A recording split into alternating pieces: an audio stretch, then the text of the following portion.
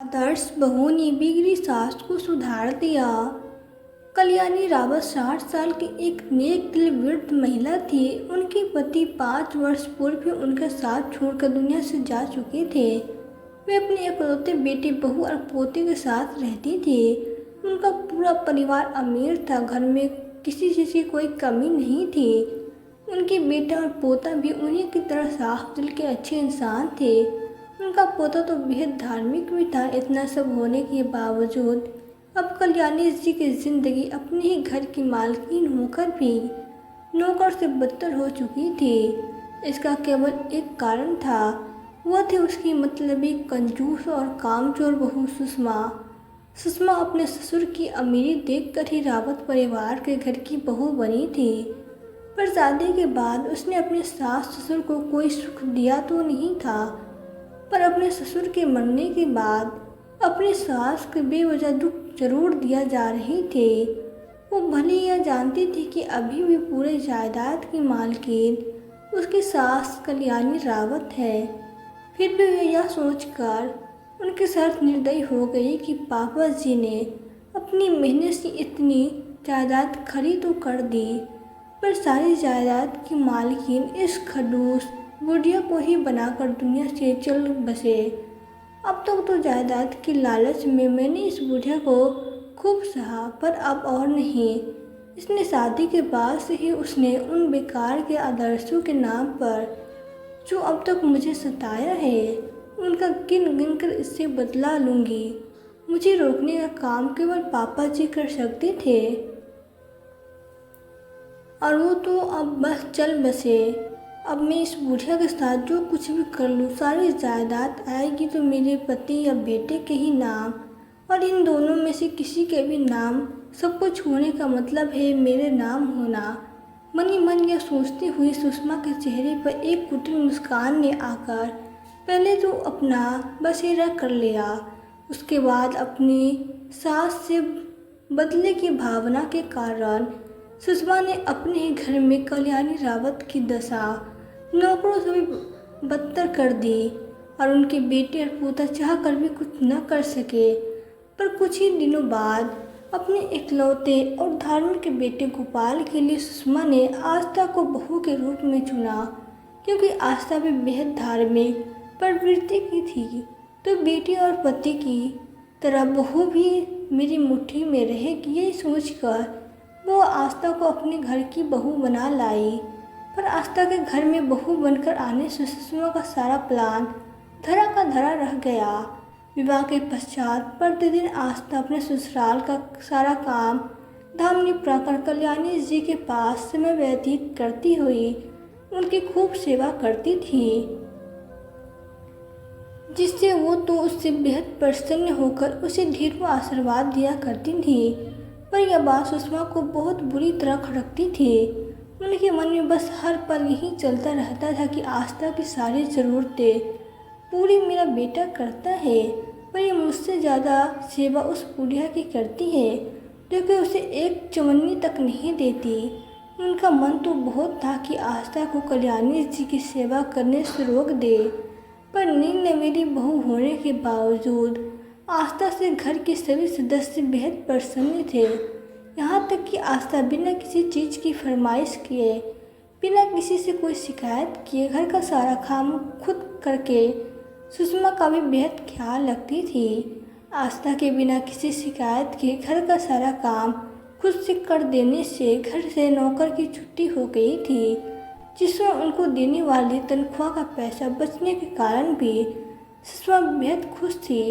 इन्हीं वजहों से चाहकर भी उसने आस्था को रोका नहीं, पर अपने चेहरे पर बनावटी मुस्कान रखते हुए उसने सवाल जरूर किया कि बेटा, तू अपना बचा हुआ सारा समय अपनी दादी सास के साथ ही क्यों बिताती है, मेरे साथ क्यों नहीं? क्षमा कीजिए माँ जी, न चाहते हुए भी मैंने आपको शिकायत का मौका दे ही दिया, पर मेरे पिताजी ने मुझे यह सिखाया है कि अपना अधिकतर समय बड़े बुजुर्गों के साथ ही बिताना चाहिए। वो हमें जो ज्ञान देते हैं उससे हमें अपना जीवन अच्छे से जीने की प्रेरणा मिलती है, और साथ ही बड़े बुजुर्गों की सेवा करने से पुण्य और ढेर सारा आशीर्वाद भी मिलता है, जिससे हमारा भाग मजबूत बन जाता है। माँ जी, इसलिए मैं दादी सास की सेवा आपसे ज़्यादा करती हूँ और आपकी कम। आस्था अपनी सास के सामने अपने दोनों हाथ जोड़कर खड़ी हुई, अपनी निगाहें धरती की ओर करके अपने नैनों से अश्रु की धारा बहा रही थी। आस्था के मुंह से यह सुनकर सुषमा मन ही मन यह सोचकर बेहद खुश हुई कि मैंने अपने गोपाल की शादी बिल्कुल सही लड़की से कराया है। ऐसी ही भोली भाली बहू तो मैंने कब से सोच रखा था। बड़े देर से मिली पर मिली तो गई। मन ही मन आस्था को अपनी बहू बनाने के अपने फैसले पर और अपने भाग्य की सराहना करती हुई वह खुशी से फूले नहीं समा रही थी। 2 मिनट बाद जब सुषमा अपने दीवार प्रसन्न से बाहर आई तो बना अपनी मुस्कान मुस्कुराती हुई आस्था के आंसू अपने हाथों से पोंछकर उसे गले लगाते हुए अपना झूठा प्यार दिखाते हुए बोले कि वो तो बस उससे एक छोटा सा मजाक की थी। वो आस्था से बिल्कुल भी नाराज नहीं है। साफ दिल की आस्था अपनी सास के इस झूठे प्यार को भी सच्चा समझकर प्रसन्न हो गई, जिससे उसका मुरझाया हुआ चेहरा पुष्प की भांति पुनः खिल उठा। अगले दिन जब आस्था बेकार से बर्तन संभाल कर रख रही थी तो सुषमा बड़े आश्चर्य से उससे उसके ऐसा करने का कारण पूछा तो आस्था भोलेपन से जवाब दी कि माँ जी, मेरे पिताजी ने मुझे यह भी सिखाया है कि ससुराल में अपनी मर्जी नहीं चलानी चाहिए। ससुराल के सारे नियम हर आदर्श बहू को आंख मूंद कर मान लेना चाहिए। थोड़ी देर पहले आपने मुझे घर के सारे लोगों को भोजन परोसने के लिए चांदी के नए बर्तन दिए थे, पर घर में मेरी और दादी सासू माँ के भोजन कर लेने के बाद आप मेरे लिए तो फिर भी अभी का बना हुआ भोजन छोड़ दी, पर जो रात का बचा हुआ बासी भोजन जो मैं गली के कुत्तों को खिलाने के लिए रखी थी वो आप खुद से दादी सासू माँ को इन्हीं गंदे बर्तनों में परोस दी। मैंने देख लिया कि इस घर की बहू के द्वारा सास को ऐसा भोजन ऐसे बर्तनों में परोसने का नियम है यहाँ का, इसलिए मैं यह बर्तन संभाल कर रख ली ताकि कल से आपको भी ऐसे ही भोजन इन्हीं बर्तनों में दे सकूं। आखिरकार मैं भी तो इस घर की बहू हूँ और आप मेरी सास हैं। आस्था के मुंह से यह सुनकर सुषमा पहले तो अपना नाक सिकुड़ते हुए मन ही मन उसे कोसने लगी कि कुछ ज़्यादा ही भोली बहू मिल गई है। बेटा तू कितनी भोली है, किसने कहा इस घर का ऐसा नियम है, क्या इन बर्तनों को फेंक दे। अब से अपनी दादी सास को तू ही ताज़ा ताज़ा खाना परोसी हो, वो भी चांदी के बर्तनों में। सुषमा झूठी मुस्कान मुस्कुराकर उसके माथे पर धीरे से अपना हाथ फेरते हुए बोली कि अपने कमरे में जाकर अपना माथा पीटने लगी। इसी तरह धीरे धीरे सुषमा कल्याणी जी के साथ जो भी दुर्व्यवहार कर रही थी, आस्था अपने भोलेपन से उससे घर का नियम मानकर सुषमा के साथ भी वही करने की तैयारी करने लगी।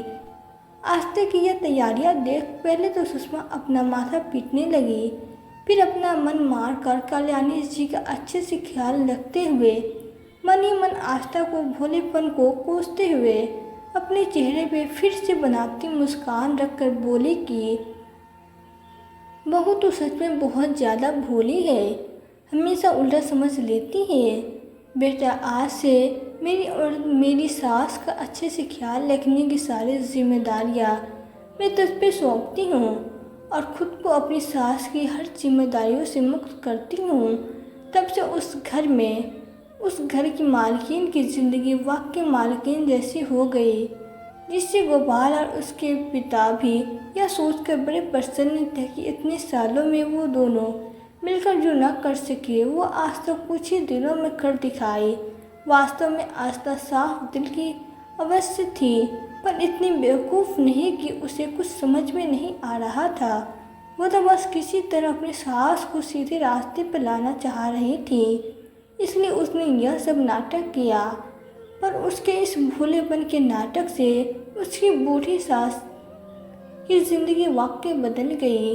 कल्याणी जी ने इसी तरह अपना शेष जीवन अपने परिवार के साथ खुशी खुशी बिता दी और अपनी आखिरी सांस लेते हुए आस्था के सर पे हाथ फेरते हुए बोली, बेटा भगवान हर घर में तू जैसी बहू भेज दे, तो हर बूढ़े का बुढ़ापा अभिश्राप नहीं वरदान बन जाएगा। जुग जुग जीती रहो बहू और हमेशा इसी तरह अपने आदर्शों पर टिकी रहना। इतना बोलकर वह स्वर्ग सिधार गई। जिस प्रकार आस्था ने कल्याणी जी का दर्द समझा और अपने सूझबूझ से उनकी जिंदगी खुशियों से भर दी, ठीक इसी प्रकार हर किसी को अपना कर्तव्य समझते हुए हर बुजुर्ग का ख्याल रखना चाहिए। तो दोस्तों, हमारी आज की वीडियो आपको कैसी लगी? अगर वीडियो अच्छी लगी हो तो वीडियो को लाइक कर दे, चैनल को सब्सक्राइब कर दे। मिलते हैं फिर नई वीडियो में नई कहानी के साथ। धन्यवाद।